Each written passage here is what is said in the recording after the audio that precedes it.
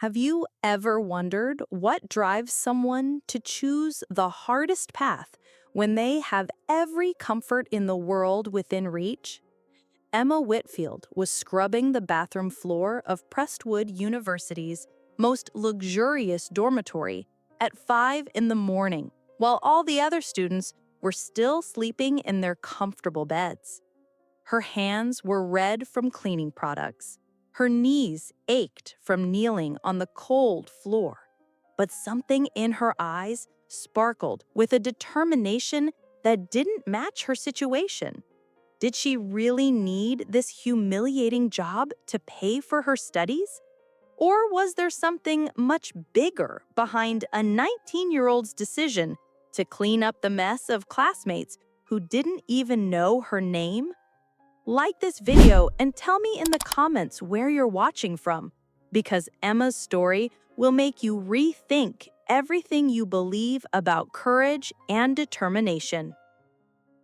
3 months earlier, Emma Whitfield stood in the marble foyer of her family's mansion holding an acceptance letter to Prestwood University. The golden sunlight streaming through the crystal chandelier illuminated the embossed university seal, a symbol that represented everything her family had worked to build over 3 generations. Her father, Richard, CEO of Whitfield Industries and one of the most influential businessmen in the country, smiled proudly as he pulled out his platinum credit card, the same card that had bought her everything she had ever wanted without question. "Congratulations, sweetheart. I'll transfer money for tuition, housing, and everything you need. Maybe we should look at that penthouse apartment near campus." But Emma stepped back, shaking her head with a resolve that surprised even herself. "Dad, I want to do this on my own." The words hung in the air like a challenge to everything the Whitfield family represented. Richard laughed, the sound echoing off the marble walls, thinking it was typical teenage rebellion. "Emma, you don't understand how the real world works. Money opens doors, creates opportunities. Why struggle when you don't have to?" But Emma had already made up her mind during countless sleepless nights. She wanted to discover who she really was without the safety net of billions of dollars, without the automatic respect that came with her last name. "I've been thinking about this for months, Dad. I need to know if I can succeed on my own merit." Her mother, Catherine, emerged from the sitting room having overheard the conversation. "Darling, this phase will pass. College is about networking, about building connections that will serve you later in life. How can you do that if you're pretending to be someone you're not?" Emma felt the weight of their expectations, the comfort of their world pressing down on her like a heavy blanket.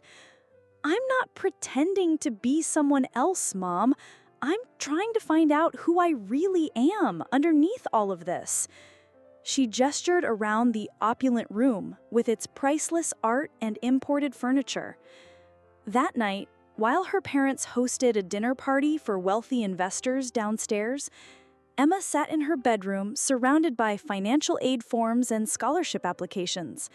She researched the cheapest meal plans, the most affordable textbooks, and even looked into campus jobs that would help her pay for expenses. The irony wasn't lost on her that she was applying for financial aid while sitting in a room larger than most people's entire homes. Her laptop screen glowed as she filled out form after form, listing her mother's maiden name, Morrison, instead of Whitfield. She created a new email address, opened a basic checking account with money she had saved from summer jobs, and began building an identity separate from her family's wealth. Her mother, Catherine, found her at midnight, still working by lamplight. "Honey, this is ridiculous. Why make life harder than it needs to be? Your father built this fortune so you didn't have to struggle." Emma looked up with tears in her eyes, but her voice was steady. "Because I need to know if people respect me for who I am, not what I have. I need to know if I'm actually smart, actually capable, or if I've just been coasting on privilege my entire life." Catherine sat on the edge of the bed, her expression softening. "You're our daughter. You're brilliant, kind, and strong. You don't need to prove that to anyone." "I need to prove it to myself, Mom." 2 weeks later, Emma moved into the smallest dorm room on campus with 2 suitcases and a determination that would soon be tested in ways she never imagined. She had declined her parents' offer to help her move, instead taking a bus to campus like any other student. As she walked through the gates of Prestwood University, she wasn't Emma Whitfield, heiress to a business empire. She was Emma Morrison, scholarship student, ready to build her own future from the ground up. The girl who had grown up with maids and drivers was about to learn what it meant to work for every single thing she wanted. Emma's alarm buzzed at 4:30 a.m., a sound that had become both her enemy and her motivation over the past month at Prestwood University. While her dorm mates slept peacefully in their beds, she quietly slipped into her cleaning uniform and made her way across campus to begin her shift as a janitor. The early morning air was crisp, and the campus looked almost magical in the pre-dawn darkness, with old brick buildings standing like silent guardians of knowledge. But Emma had no time to appreciate the beauty. She had floors to mop, bathrooms to clean, and trash to collect before her first class at 8 a.m. Her supervisor, Mr. James Mitchell, handed her the keys to the luxury dormitory where the wealthiest students lived. "Morning, Emma. Start with the 3rd floor today. Those kids had another party last night." Emma nodded, grabbed her cart filled with cleaning supplies, and headed to the elevator. As the doors opened on the 3rd floor, she was greeted by the aftermath of privilege. Empty champagne bottles scattered across marble floors, designer clothes thrown carelessly in hallways, and bathrooms that looked like war zones. She put on her rubber gloves and began the work that would pay for her textbooks and meal plan. Room by room, she cleaned up after students who would spend more on a single night out than she earned in a month. Victoria Sterling's room was always the worst. The blonde socialite seemed to take pleasure in making extra messes, leaving makeup smeared on mirrors and expensive shoes blocking doorways. Emma had learned to work quickly and quietly, becoming invisible to the students who occasionally stumbled out of their rooms. "Excuse me," Victoria said one morning, stepping around Emma without really looking at her. "Could you come back later? I'm trying to sleep." Emma simply nodded and moved to the next room, swallowing the words she wanted to say. After her cleaning shift ended at 7 a.m., Emma had exactly 30 minutes to rush back to her own tiny dorm room, shower off the smell of cleaning chemicals, and transform herself into a student. She would throw on her carefully chosen thrift store clothes, items that looked decent but clearly marked her as someone from a different economic class.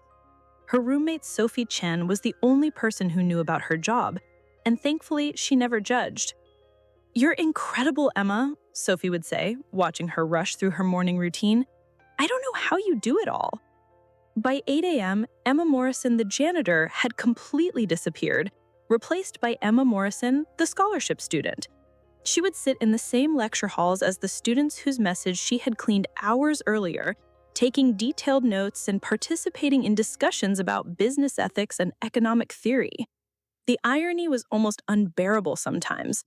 During her business administration classes, Professor Margaret Collins would discuss wealth inequality and corporate responsibility, while Victoria Sterling sat just 2 rows ahead, completely oblivious to the fact that the girl she treated like a servant was earning better grades than she was.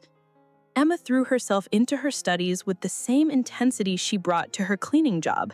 She couldn't afford to fail, couldn't afford to prove her parents right about needing their financial support. Every assignment was an opportunity to prove her worth, every exam a chance to demonstrate that she belonged there on her own merit. The hardest part wasn't the physical exhaustion or even the humiliation of cleaning up after her peers. It was the isolation. She couldn't join steady groups that met over expensive dinners. She couldn't participate in the social events that happened at exclusive clubs off campus. She was living 2 completely separate lives, and sometimes she felt like she was losing herself in the space between them. Late at night, when her homework was finally done and her body ached from the day's work, Emma would stare at her phone, fighting the urge to call her parents and tell them they were right. The money transfer would take minutes. Her struggles would be over in an instant. But then she would remember why she was doing this, remember the person she was trying to become, and she would set the phone aside and prepare for another day of proving that Emma Morrison could make it on her own. The humiliations started small, but grew more deliberate as the semester progressed. It began with Victoria Sterling deliberately spilling her expensive coffee on the floor just as Emma walked by with her cleaning cart. "Oops," Victoria said, with a smile that didn't reach her eyes. "Looks like you have more work to do."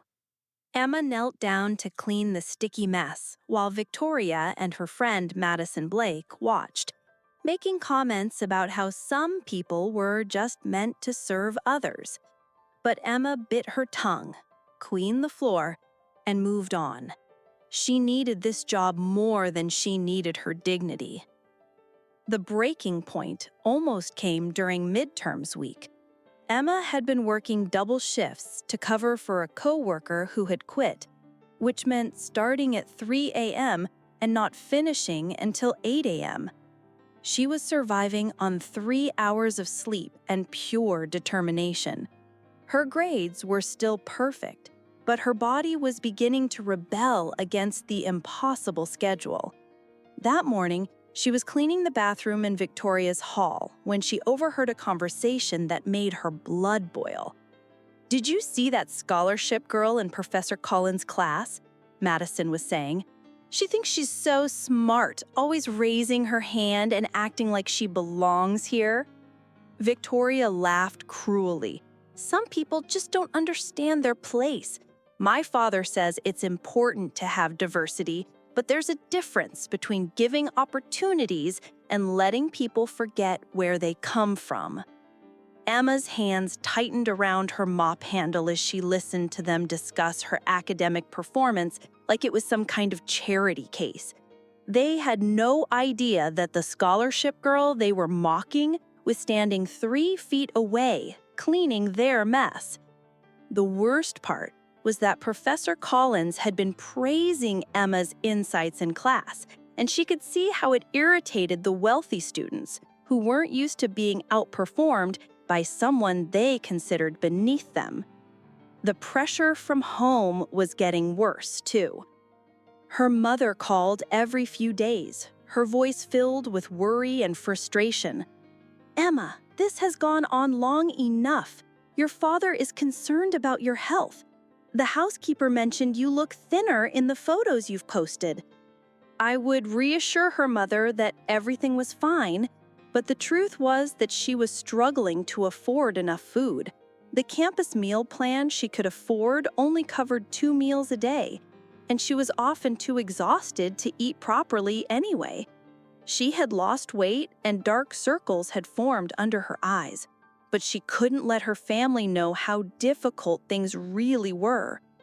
During a particularly brutal week, Tyler Richardson, Victoria's boyfriend, decided to make Emma's life even more miserable.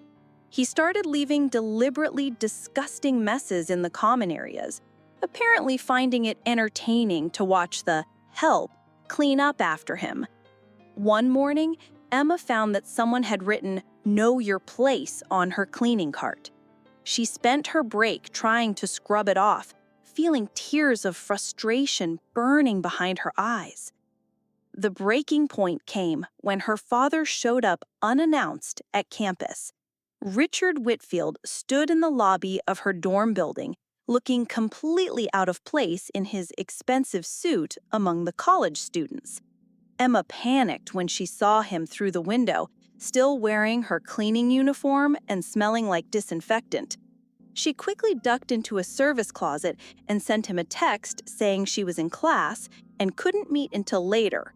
For 20 minutes, she hid in that dark closet surrounded by cleaning supplies, while her billionaire father waited in the lobby to see if she was okay. The irony was overwhelming. She was literally hiding from the man who could solve all her problems with a single phone call, but she knew that accepting his help would mean accepting defeat. That evening, when she finally met him for dinner at a restaurant near campus, he studied her face with the sharp eyes that had built an empire. "Emma, you look exhausted. This experiment needs to end." She wanted to tell him about the humiliations, about Victoria and Tyler, about the permanent marker on her cart. She wanted to collapse into his arms and let him fix everything like he had when she was a child. But instead, she straightened her shoulders and looked him in the eye. "I'm learning things they don't teach in business school, Dad. I'm learning what it really means to work for something." Richard shook his head, clearly frustrated. Pride is a luxury you can't afford when it's destroying your health and your future. As he drove away that night, Emma stood on the sidewalk watching his expensive car disappear into traffic. She had never felt more alone or more determined. She was going to prove that she could succeed without her family name, even if it killed her. Little did she know that her carefully guarded secret was about to be exposed in a way that would change everything. Everything started unraveling on a Tuesday morning in November. Emma had been working at Prestwood for almost 3 months, and the routine had become second nature. Rise before dawn, clean the luxury dorms, transform into a student, attend classes, study until midnight, repeat. But that morning, something was different. As she entered the 3rd floor of Sterling Hall with her cleaning cart, she noticed unusual commotion coming from Victoria's room. Through the partially open door, she could hear sobbing and frantic phone calls. Emma tried to work quietly around the chaos, but Victoria's voice carried clearly into the hallway. "Daddy, I don't know what happened. The money just disappeared from my account. I need you to transfer more right now." Emma paused her mopping, curiosity getting the better of her. Victoria Sterling, who threw money around like confetti, was having financial problems?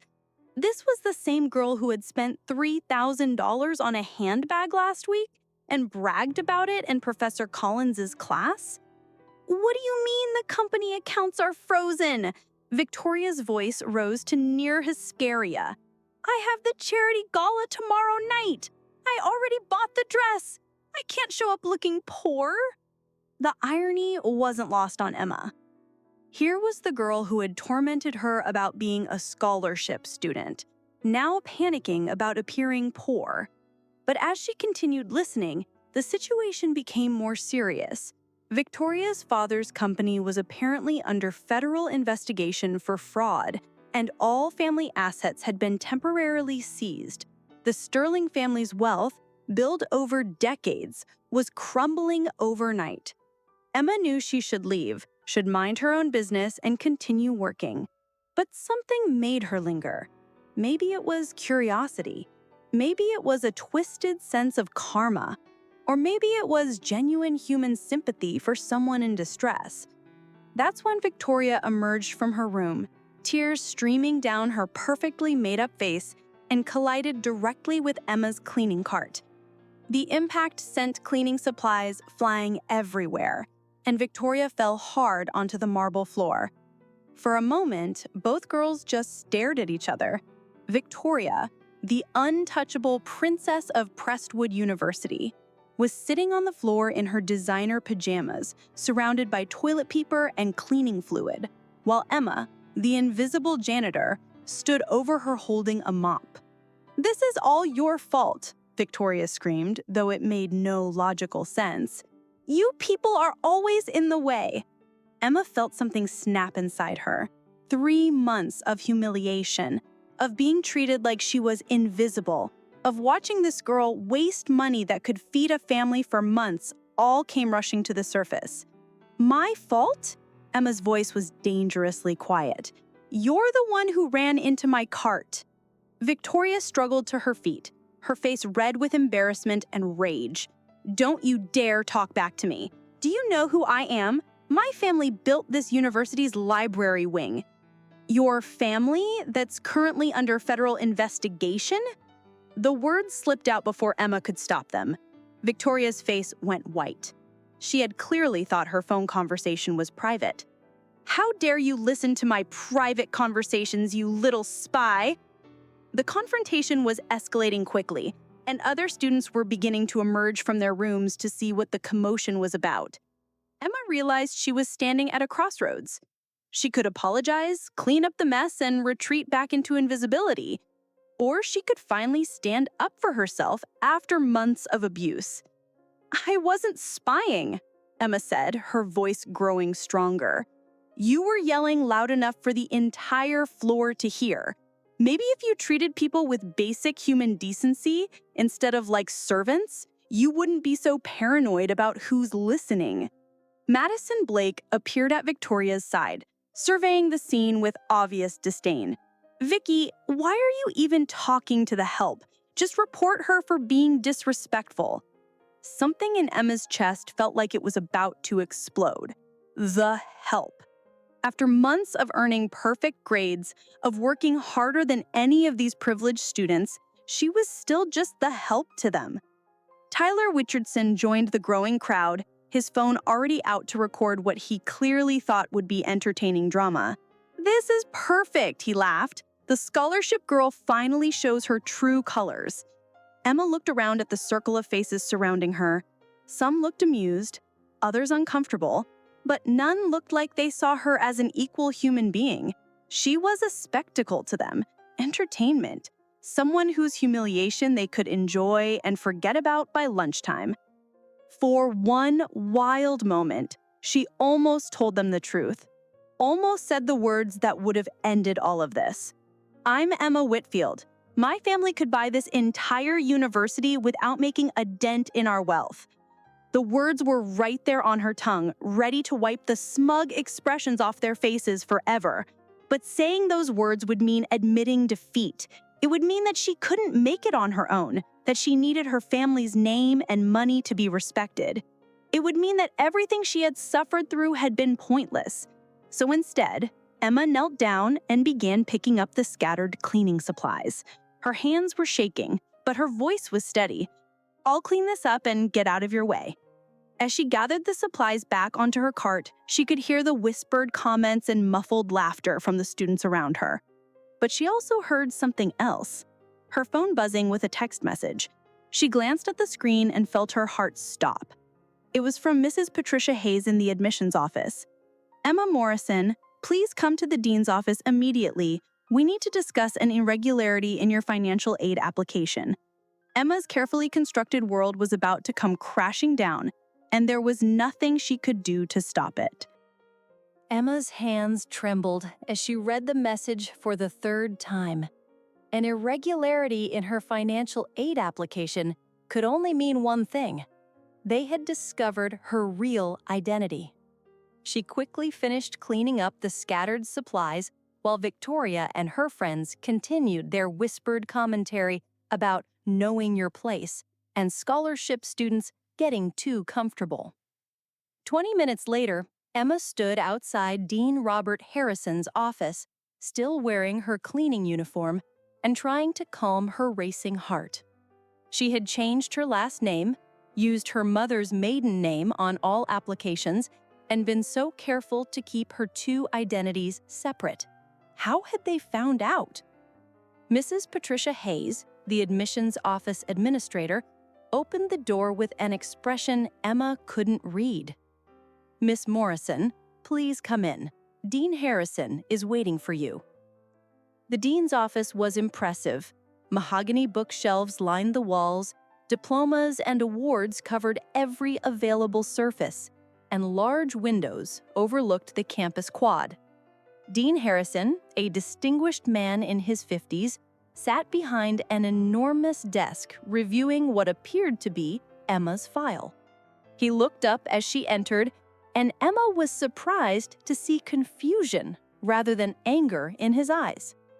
"Please sit down, Ms. Morrison. Or should I say, Ms. Whitfield? Emma's worst fears were confirmed. She sat down slowly, trying to prepare for the conversation that would end her experiment in independence. "I can explain," she began, but Dean Harrison held up his hand. "I think I'm the one who needs to do the explaining," he said, his voice strange. "Emma, I've been the dean of this university for 15 years. I thought I had seen everything, but I've never encountered a situation quite like this." He turned his computer screen toward her, and Emma saw her financial aid application displayed alongside another document she didn't recognize. "This morning, I received a very interesting phone call from your father, Richard Whitfield. He was concerned because he hadn't heard from you in several days and wanted to make sure you were settling in well at Prestwood." Emma felt her stomach drop. "He called the university?" "He did. And when my assistant told him we had no record of an Emma Whitfield enrolled here, he became quite alarmed. He was convinced something had happened to you."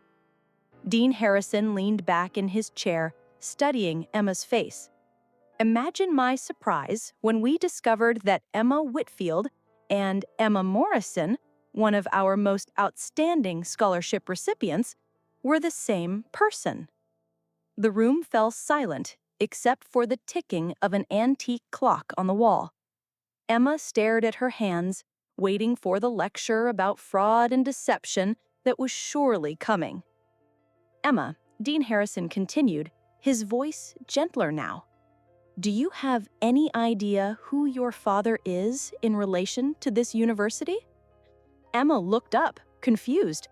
"I know he's successful, but I don't understand what you mean." "Your father, Richard Whitfield, is the largest single donor in Prestwood University's history. The new science building, the Whitfield Science Center. The library renovation, funded by the Whitfield Foundation. The scholarship program you applied for, established and endowed by your family." Emma felt the world spinning around her. "What?" "The Emma Morrison Scholarship Program was created by your parents 5 years ago and named after your mother's maiden name. They specifically requested that it support students who demonstrated exceptional academic merit and financial need. The irony is that you've been awarded a scholarship funded by your own family." He pulled out another document. "But here's what's truly remarkable, Emma. You didn't just qualify for the scholarship because of some clerical error. You earned it. Your test scores, your essay, your academic performance, they're among the best we've ever seen. You've been receiving financial aid that you legitimately deserved, regardless of your family's wealth." Emma stared at him in disbelief. "I don't understand. If my parents funded the scholarship, why didn't they know I had applied for it?" "Because they specifically requested that all scholarship decisions be made without their input. They wanted it to be merit-based only.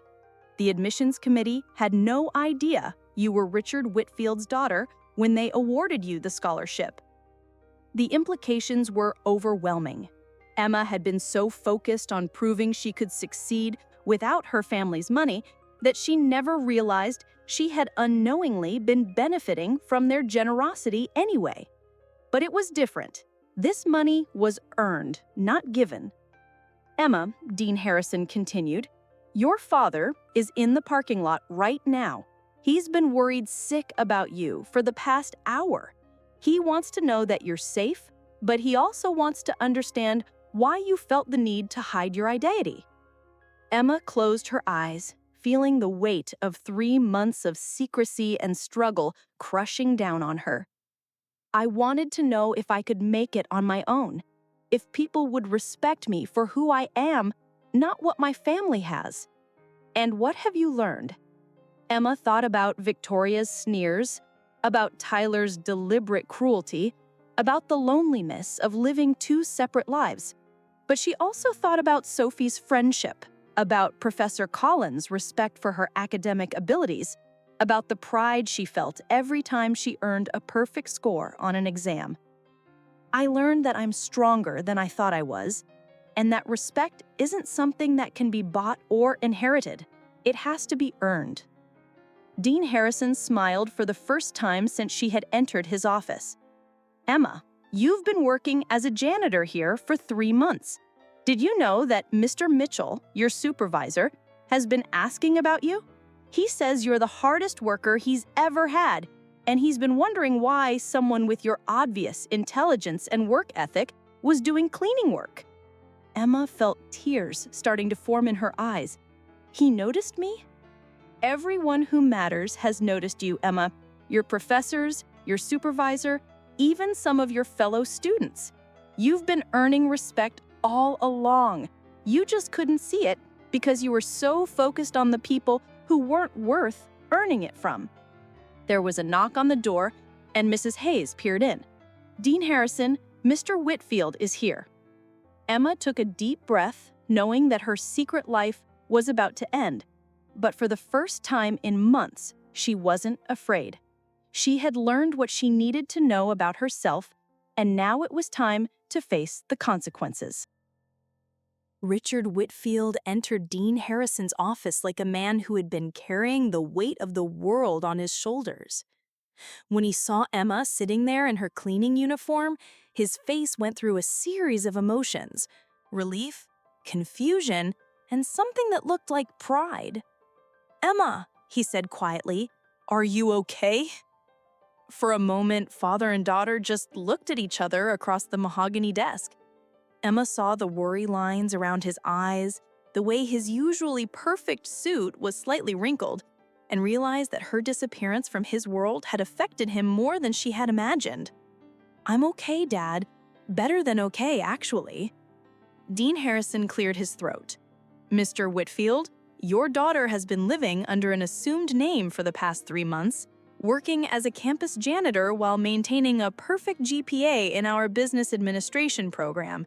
She's been supporting herself through the scholarship program that you and your wife established." Richard sat down heavily in the chair next to Emma. "The Morrison Scholarship?" Catherine named it after her maiden name because she wanted to help students who reminded her of her own humble beginnings.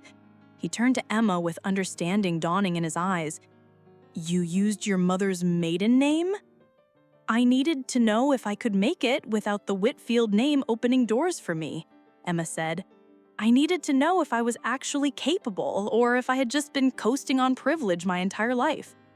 "And what did you discover?" Her father's voice was gentle, free of the judgment she had expected. Emma thought about everything she had experienced: the early mornings, the humiliations, the physical exhaustion, but also the pride of earning every grade, every dollar, every moment of respect through her own efforts. "I discovered that I'm stronger than I thought, that I can work harder than I ever imagined, and that the people whose opinions actually matter don't care about money or last names." Richard reached over and took her hand, noticing the calluses from months of cleaning work. "I'm proud of you, Emma. Prouder than I've ever been." Dean Harrison smiled as he watched the reunion. "Mr. Whitfield, your daughter has earned the respect of everyone who has worked with her here. Her professors consider her one of the most promising students they've ever taught." "What happens now? Do I have to leave the program?" "On the contrary," Dean Harrison said, "you've legitimately earned your place here. The scholarship committee had no idea who you were when they selected you. Your academic performance speaks for itself." Over the following days, word spread across campus about Emma's true identity, but not in the way she had feared. The students who mattered, Sophie, Marcus, even some she barely knew, respected her more for what she had accomplished. Professor Collins pulled her aside after class to say that her insights had always impressed her, and knowing the full story only increased her admiration. The reactions from Victoria and her crowd were exactly what Emma had expected.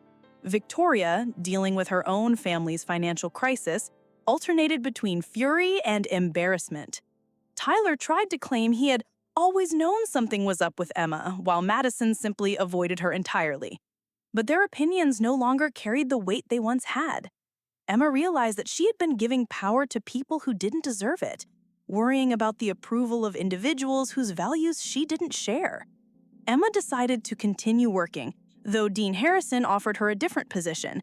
Mr. Mitchell, her supervisor, was thrilled to learn more about his star employee and offered her a leadership role, training other student workers. "You've got something special, Emma," he told her.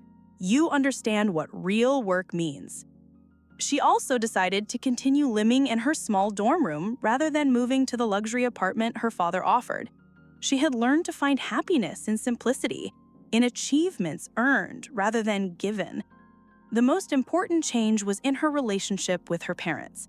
The distance she had created by hiding from them had been replaced by a new kind of closeness built on mutual respect. Catherine cried when she learned about everything Emma had endured, but she also understood why it had been necessary. "You're braver than I ever was," her mother told her. "I always wondered what kind of person I would have become if I had stayed true to my roots."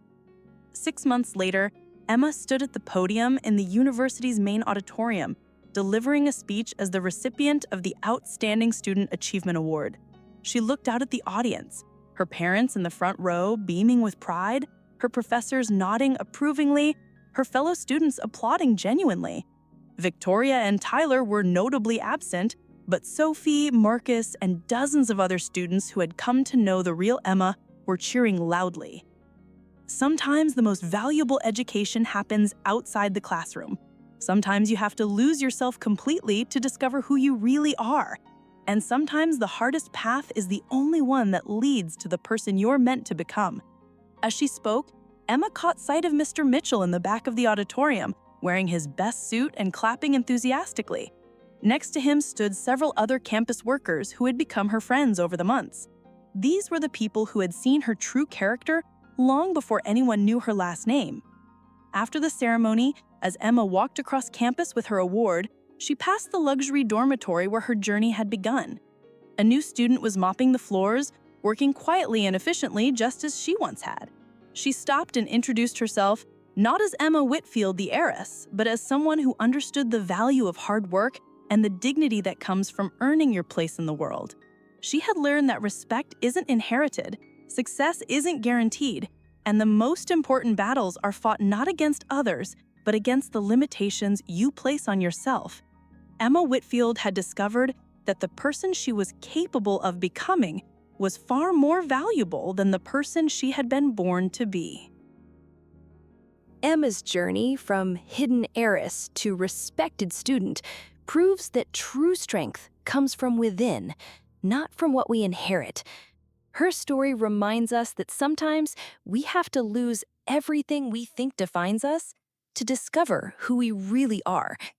If Emma's transformation inspired you to think differently about courage, determination, and the real meaning of success, show your support by hitting that like button right now. Don't forget to subscribe and turn on notifications so you never miss stories about people who chose the harder path to become their best selves. What would you have done in Emma's situation? Would you have revealed your identity when Victoria confronted you? Or would you have stayed strong like Emma did? Drop your thoughts in the comments below and let me know where you're watching from. Your engagement helps me bring you more incredible true stories about ordinary people doing extraordinary things. Thanks for watching, and I'll see you in the next one.